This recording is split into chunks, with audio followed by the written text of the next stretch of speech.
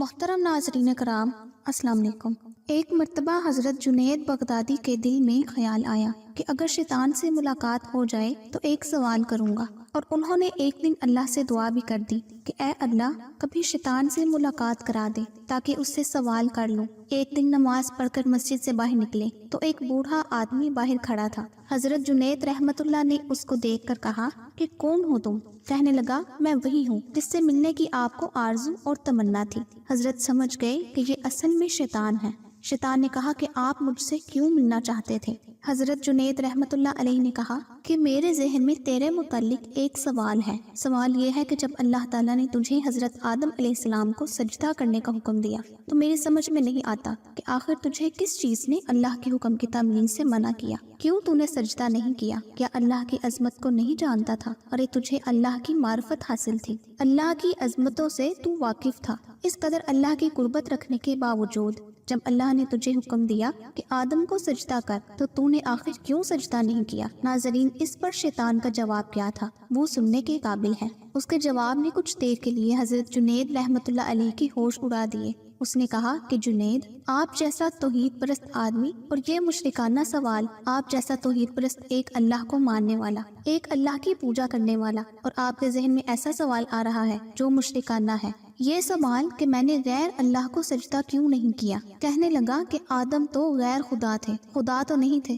میں غیر اللہ کو کیوں سجدہ کر لیتا؟ آپ جیسا توحید پرست آدمی ایسا مشرکانہ سوال میرے سے کر رہا ہے، بڑے افسوس کی بات ہے۔ حضرت جنید رحمت اللہ علیہ کہتے ہیں کہ جب اس نے یہ بات مجھ سے کہی تو مجھے لگا کہ ہاں یہ تو ٹھیک کہہ رہا ہے، اور پھر تھوڑی دیر کے لیے مجھے ایسا معلوم ہوا کہ میرا ایمان سلب ہو رہا ہے، اس لیے میں سناٹے میں پڑ گیا، ہوش و حواس باقی نہ رہے۔ میں سوچنے لگا کہ اس کو کیا جواب دے سکتا ہوں، اس لیے کہ جب وہ کہہ رہا ہے کہ تم ایک اللہ کو ماننے والے ہو اور مجھے پوچھتے ہو کہ آدم کو سجدہ کیوں نہیں کیا۔ حضرت جنید رحمت اللہ کہتے ہیں کہ میرے ذہن میں جواب نہیں آیا، فوراً اللہ کی طرف سے الہام ہوا اور مجھ سے کہا گیا کہ اس سے یہ پوچھو کہ حکم دینے والا کون تھا۔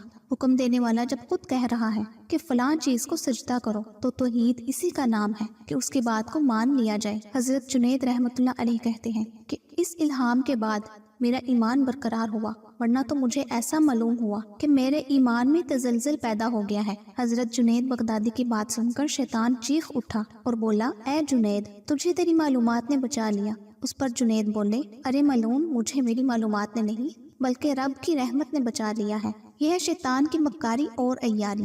نہ ولیوں کو چھوڑا، نہ غوث و قطب و ابدال کو چھوڑا، نہ انبیاء کرام کو چھوڑا۔ غور کرو کہ شیطان باتوں اور چیزوں کو کس طرح مزین کرتا ہے اور گمراہ کرنے کی کوشش کرتا ہے۔ اس کا ذرا اندازہ اس واقعہ سے آپ کر لیجئے۔ اس لیے کبھی بھی شیطان سے بے فکر نہیں ہونا چاہیے۔ شیطان کی عیاری اور مکاری سے بسا اوقات انسان بے ایمان بھی ہو جاتا ہے، لیکن اسے خبر نہیں رہتی کہ میں بے ایمان ہو گیا ہوں۔ شیطان کفر کو مزین کر دیتا ہے۔ امید کرتی ہوں کہ آج کی سبق آموز ویڈیو آپ کو ضرور پسند آئی ہوگی۔ اللہ تعالی ہم سب کو نفس اور شیطان کے ہتھ کنڈوں سے محفوظ رکھے، آمین یا رب العالمین۔